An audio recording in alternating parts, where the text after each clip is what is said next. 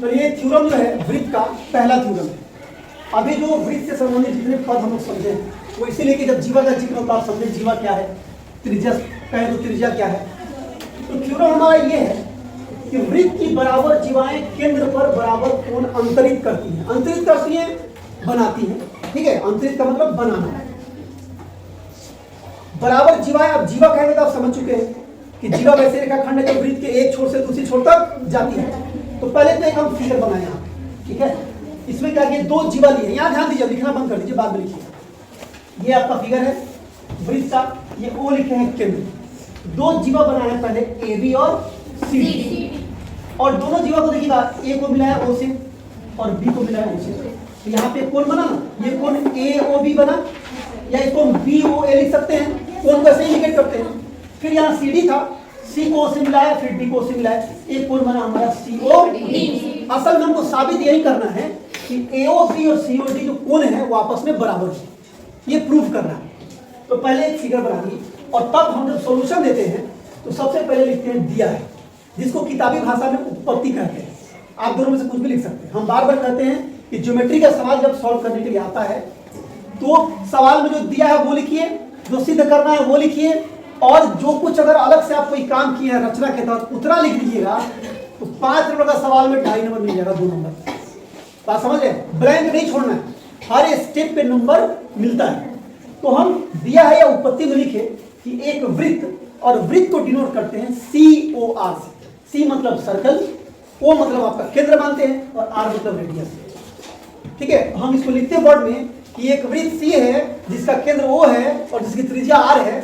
उतना नहीं लिख करके हमने लिखा कि एक वृत्त सी ब्रैकेट में ओ कॉमा आर में जीवाएं कौन कौन है, ए बी और सी डी। तो लिखा में जीवाएं ए बी तथा सी डी की लंबाइयां समान है।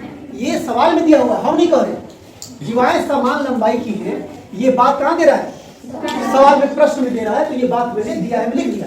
आप सीधे लिख सकते थे कि A B equal to C D, एक वृत्त सी ओ आर में A B equal to C D, आप ये भी लिख सकते थे।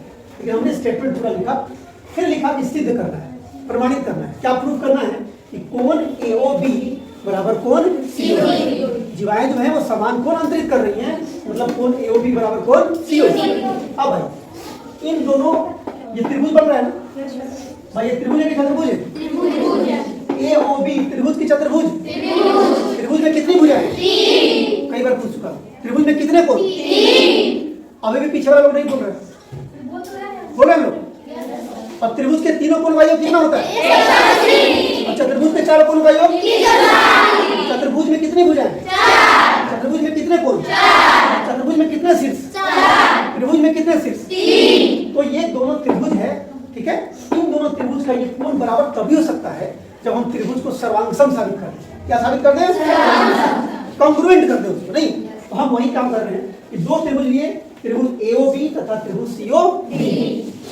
लिखा मैंने पहले ए बी किसके बराबर है, क्यों बराबर है, प्रश्न में दिया हुआ, सवाल में दिया हुआ, तो मैंने लिखा ए बी बराबर सी डी प्रश्न। उसके बाद क्या है कि ओ ए जो है ओ डी के बराबर लिख सकते हैं क्योंकि दोनों त्रिज्या है। तो लिखा मैंने ओ ए बराबर ओ डी, क्या ब्रैकेट में लिखा आर, त्रिज्या लिखिए चाहे आर लिखिए चाहे रेडियस लिखिए, बात बराबर। फिर क्या है, ओ बी जो है वो किसके बराबर, ओ सी। तो लिखा मैंने ओ बी बराबर ओ सी, ब्रैकेट में क्या दिया आर। तो देखिए तो 3 भुजाएं 3 भुजा के बराबर हो गई। तो मैंने लिखा है इसलिए एस एस एस मतलब साइड साइड साइड सर्वांग समता से आप लिख सकते हैं, साइड साइड साइड सर्वांग समता कसौटी से। हाँ, कोण ए ओ बी बराबर कोण सी ओ डी, ये दोनों कोण बराबर हो गया। बराबर और चीजें भी कर सकते थे जरूरत पड़ेगा तो, लेकिन उसकी जरूरत नहीं है, हमको बस ये दोनों कोण ही बराबर करना था। तो मैंने लिखा कोण ए ओ बी बराबर कोण सी ओ डी, क्यों ब्रैकेट लिखा C P C T corresponding part of congruent triangle, और यही हमको प्रूव करना था। तो लिख दिया मैंने प्रमाण।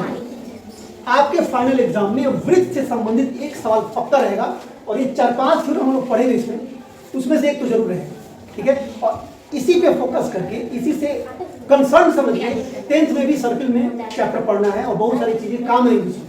तो आप इसको बना करके 4 बार बना के होमवर्क लाइएगा, ठीक है। कितनी बार, 4 आते ही कल चेक कराइएगा, चाहे कॉपी जितनी भी हो, 150 की कॉपी हो तो बैठ कर चेक करेंगे, बना के सब लाइएगा। तो स्केल है ही, पीटने में हम कमी नहीं करेंगे, नियम चाहे जो बनाओ सरकार का, हम बक्सेंगे नहीं, हम सब लोग को बना करना है, ठीक है? 3 लड़के ठीक है बोलिए।